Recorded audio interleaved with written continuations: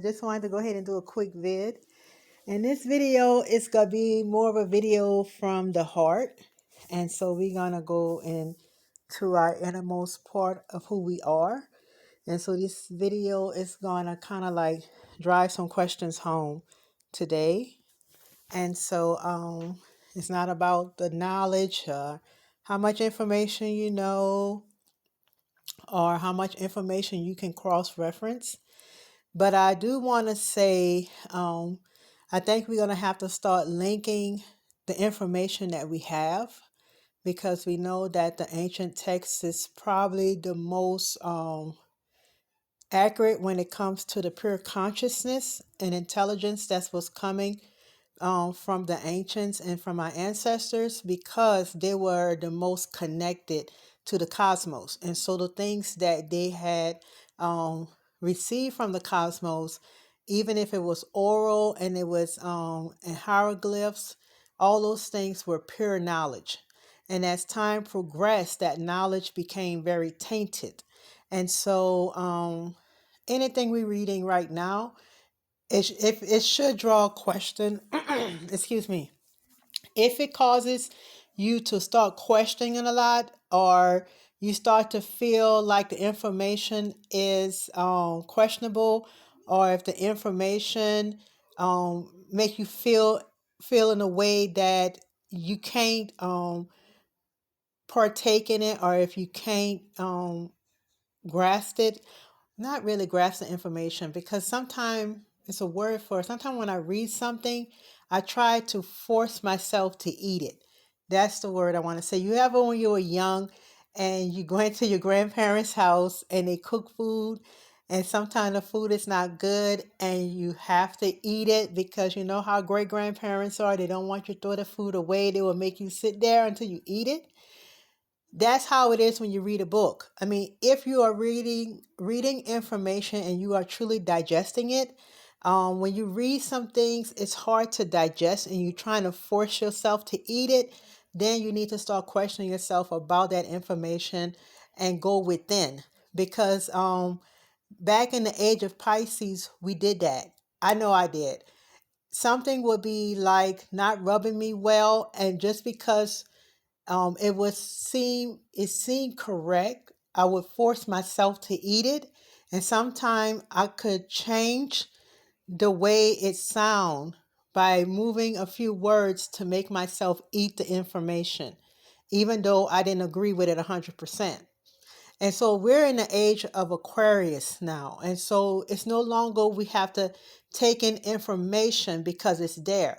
We have the right to question it and see if it resonates with that greater one within, because the higher one is within us. You say greater is he that's in us. They're talking about the universe. It's talking about your soul. It's talking about your higher self. It's talking about the divine spark. That one is greater.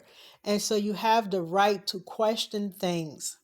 Don't just receive stuff because it was passed along. And that's still a religious mentality, where because we're hearing it from people that we respect, even people from the beginning who started the conscious movement, because we respect them, we feel that we have to receive it. But if your spirit is ancient, your soul, that divine spark is ancient, and if it's not rubbing well with the information, you need to question it. You need to go within and say, what's going on? Why are you not receiving this information? You need to talk to yourself. There's nothing wrong with talking to yourself. They say, David, encourage himself. Encourage yourself means talk to yourself. And so talk to yourself. Find out why you're not receiving this information. Why is it hard for me to chew this information? Because most likely you're not chewing it because it's not correct, or they may have little lies within that information. And so that's why this is where we are right now. And the reason why I say we need to get to the heart. Let's talk within our heart, because it bothers me that even as we talk of this place of the abyss, and the great mother, could have just did away with it, but what she did, she sent the spark to the abyss to bring life to it. Now, it's a reason behind that. It's a reason that she would allow, the source would allow that. Okay. And it's not because this is a place of nothing. Because I was thinking about it, a lot of times we say, oh, this place is just a game. Oh, this is just a matrix. This is just this. And I don't know why my heart felt heavy for Gaia. It felt very heavy. And even though Gaia is not even the word, because if you go to Kemetic, it's Geb. And if you go further back, the primordial energy that's within this earth itself is Tiamat. And so my heart got heavy today because you hear all these messages where it's like you're just treating the earth as an afterthought, not realizing there's a celestial being inside of it. Just like there's a celestial being within us. Our flesh is earth, but within inside of us is a celestial being. And I don't know why my heart got heavy, because I was like, we so in a rush to say we got to get out of this matrix. This place is a game. This place is this place is hell. This place is everything, and I was like, what? Let's put our feet in her shoes and see how that would feel if we have entities within us that say the same thing about us. How would we feel about that if we had entities living within us saying that, oh, this just is a game, let's hurry up and get out of here, let's escape this place is hell? You understand? And so how would we feel if we can literally hear the entities inside of us saying that about us? Because you got to realize that Gaia can hear everything we're saying. And so how does she feel to hear that when she has opened up her home, this earth as we call it, her home for us to come live on, even if it's temporary? She opened up her home for us to live on, and this is how we're treating it. How would we feel if we invite people to our house and they would trash our house and treat our house any kind of way and then leave and just say, well, it's not our problem? You know what I'm saying? And so we created this problem, and now we don't want to deal with it. We created this problem. It doesn't matter who came on it. How would we feel if we leave? How would we feel to know that we're gonna leave Gaia to deal with becoming a cyborg? Why would we feel comfortable knowing that this is a celestial being? You know what I'm saying? It's not even about that, because if she wanted to do away, she can do away with everything with a snap of a finger. And all the siblings, those planets, can do away with everything with a snap. So just like Thanos with the snap of the finger, they really can do away with everything just like that. But we take things for granted because of books we're reading, not even realizing there should not be a gap. And this is why I had an issue with evolution. I have taken advanced evolution and all that. You will not have a gap. So don't tell me something about something you got this many thousands of years where nothing happened. There's a gap, and you saying that birds came from dinosaurs, all this stuff. Where is the link? You don't have missing links when it comes to evolution. It's always a transitioning that's happening.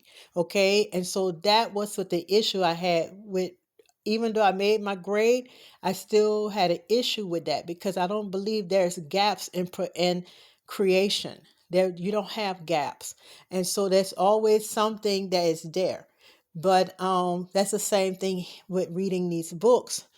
I'm trying to figure out, and I'm going to finish reading this Egyptian yoga book, because I know the Egyptians studied death, but I don't think they studied death because they felt like this is hell.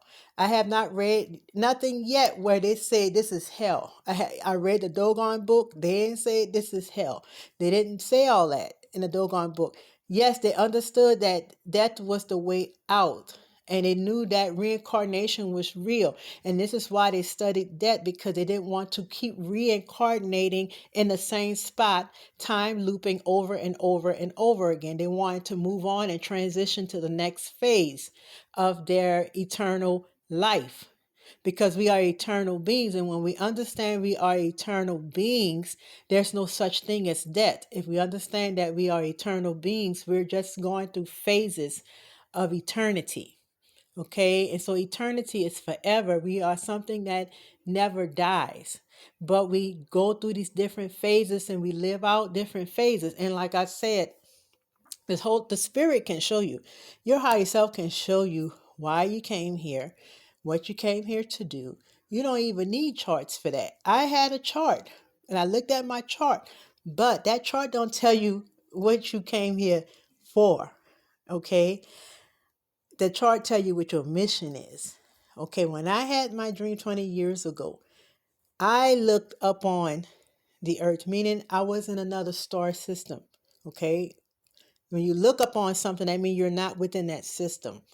So I looked up on that, and I made a decision in my mind. I wanted to come to earth because of some things I saw that I wanted to experience.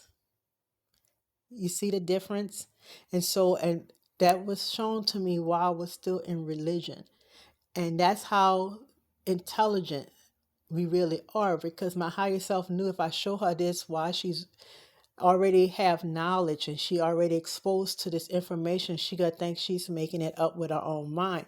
But the spirit showed me this when I was in my ignorance, to show that this what I'm showing you is real. And then 20 years later, I'm reading the stuff that I saw before coming here. So I know we are eternal beings. I know what I looked like as a celestial being. Okay. And so I made that decision to come here to experience something.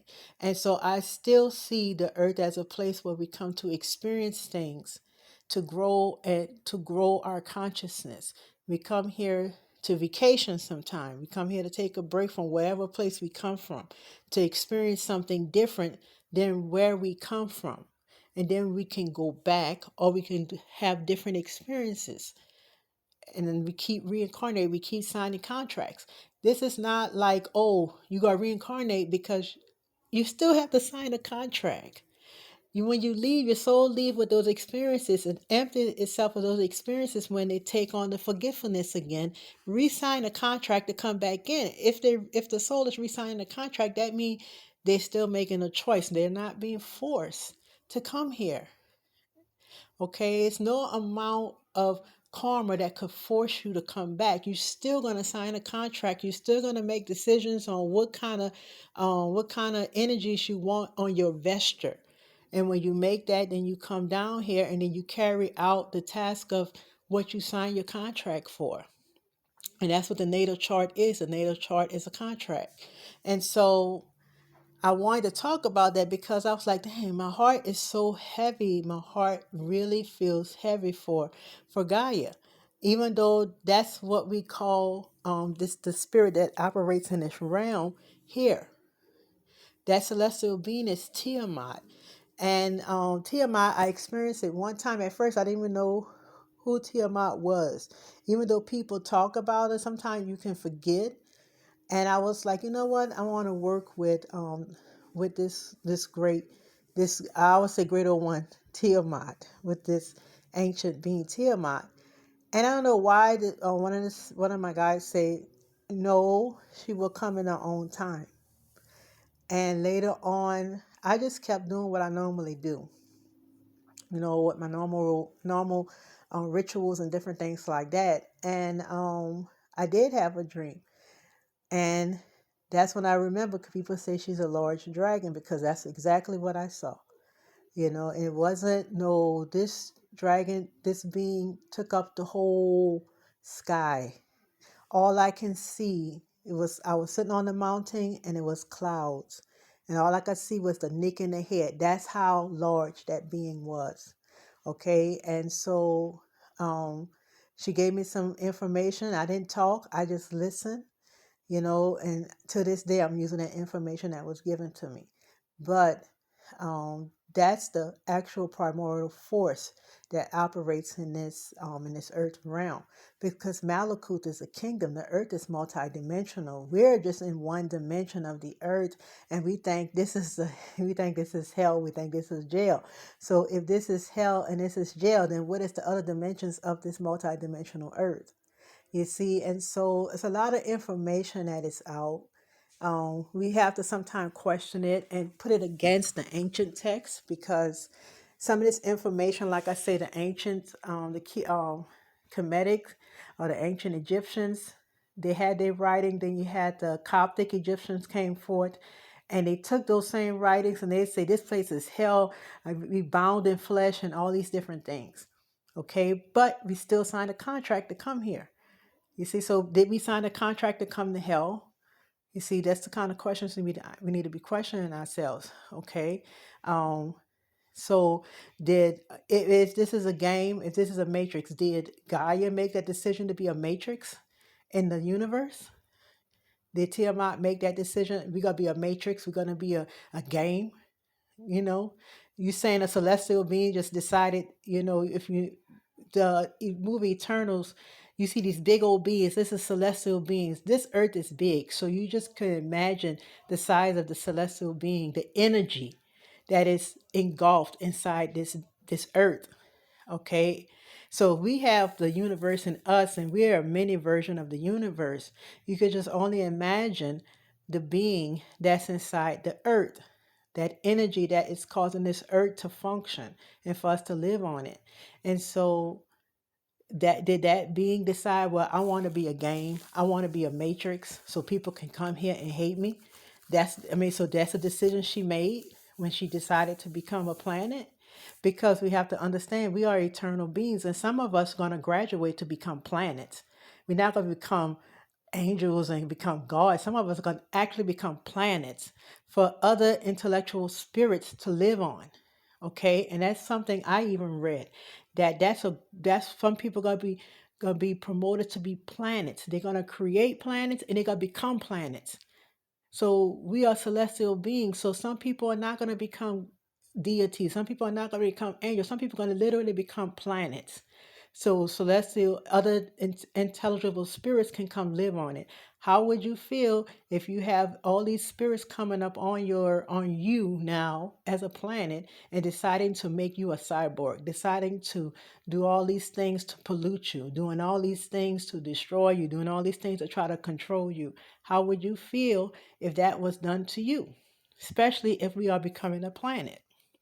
I wish I had the time to show you this, but I think it's in the Bruce Codex where they talk about it, where we can literally, as immortal beings, we can create our own universe. Create our own. We become a whole universe. So if I decide when I leave this body, because I am a universe within, it's just compressed. It's miniature, but it's not really small at all. It just compressed itself to live in flesh. When I decide to leave and then I expand, because now I don't have anything holding me back anymore. This flesh is like holding it. This is where they come up with the word prison. But this flesh is holding this all this universe inside of it. When I leave this earth, all that's gonna leave. Okay, that's a spark. That spark could decide, well, I don't want to be small anymore. It can expand itself, just like Source did expand itself and become a universe. And now it has planets. So now I have literally become a universe. Okay. So now I am a universe now. I'm not gonna I decided, well, I'm done with all this reincarnation. I have learned enough. I have learned enough what it is to be human. So now I can become a universe and let um beings come live on me. So some people will graduate into becoming universes themselves. They will expand outside once they leave their flesh. They're going to expand into a universe. They're going to have their own stars, their own suns, their own moons, and they're going to become a whole universe, because that's how vast the universe really is. It's a multiverse. It's vast. And when I showed you that picture, I say we're just a small portion of what is really out there and how expanded Source really is. And so Source is not this micromanaging kind of being just looking over you, making sure you do everything right. No, it's truly a parent. It lets you go out and adventure out. This is what we're doing. We're venturing. We are aspects of Source, and you can say children of Source, and we're going out and we learning how to become a universe. We are learning not how to become a God, we are learning how to become a universe, okay? Because within us is a universe. It's just compressed in flesh. Once it comes out of that flesh and it has learned enough, it's going to expand itself and literally become a universe for other spirits to come and learn on it. And so when we beings come on us, I don't think we want to be called a matrix. And I don't think we want to be called some game piece or a game. I don't think we want to become called any of those things. And that's why you have entities within the earth. That's why you have elementals. All these things keep order up on the earth. It keeps order. Okay, you have demons that literally they are in charge of things that happen on the earth. And so we have to go beyond the books. We have to really look within. We really have to take the time and listen to the elementals when they speak. Listen to Gaia when she talks. Feel her heart, you know? And that's what I felt. I felt it. And I was like, wow. And you know, some of the things we say, we just saying it because we read it somewhere. Take the time out. Allow these entities to show you what it really is. And stop just regurgitating things you hear. I mean, I have done it, you know, so I'm not speaking against, I'm not talking down to anybody and trying to make anybody feel bad because I have done it, but I have been corrected because I allow myself to be open to receive from the spirit. And I have been corrected many times and I was corrected today. And that's why I felt Gaia hard because I was like, wow, how would I feel? Somebody just called me a game or a piece of, I'm just here as a game piece, or I'm just here as a matrix. I'm just here. I'm a prison. Like, I mean, how would I feel if the entities living in me would say stuff like that about me? And my heart went out to her because I was like, dang, how are we so selfish in ourselves? We're not learning anything. Because if we say we're one and we're connected and we all source, how could we speak so negatively about earth because it's not what we expect it to be, or because we don't want to take responsibilities for the things we see. That's not how we that's not how we really grow. Okay. And so I just want to have a heart-to-heart conversation and let us work with nature. And even as some of my extraterrestrial family told me, work, stay connected to nature.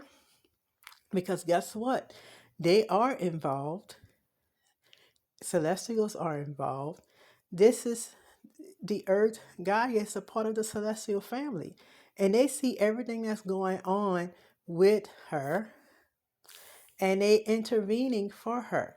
Even as we who are up on her and in her are intervening for her.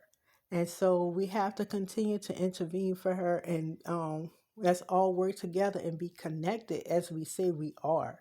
Because it's nothing you being saved from. You are eternal. You are eternal being. You are immortal.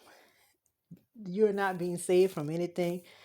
You, all this stuff is learning. So one day you can become a universe.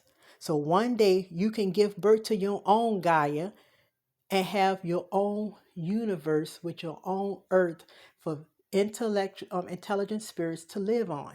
That's the whole thing in a nutshell.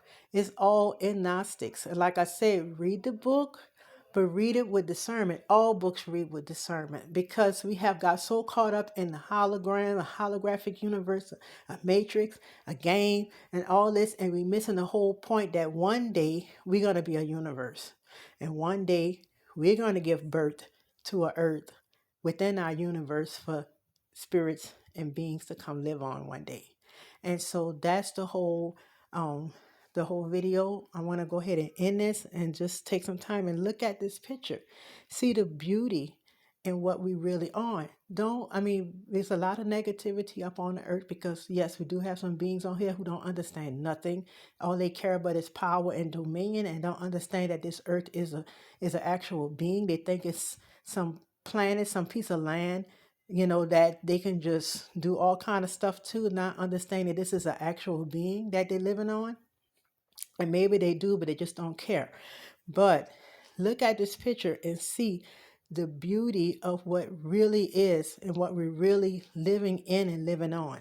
Okay. And realize one day you're going to give birth to something like this in your own universe. And you're going to have beings come and live on you. And you know, we want to leave here with the mindset that I have gained something, and leave here knowing that you have connected with um with a family member, because the earth, Gaia, Tiamat, is still family. We're all family, we're all connected, we all come from source, we just one big family. And so when we realize that, then we can connect with her, and once we leave here we can create something just like her. And even probably set up better guards against these kind of beings that have no respect for life in any form. And so I just wanted to go ahead and just do a quick vid on this. Have a blessed night. Talk to you later.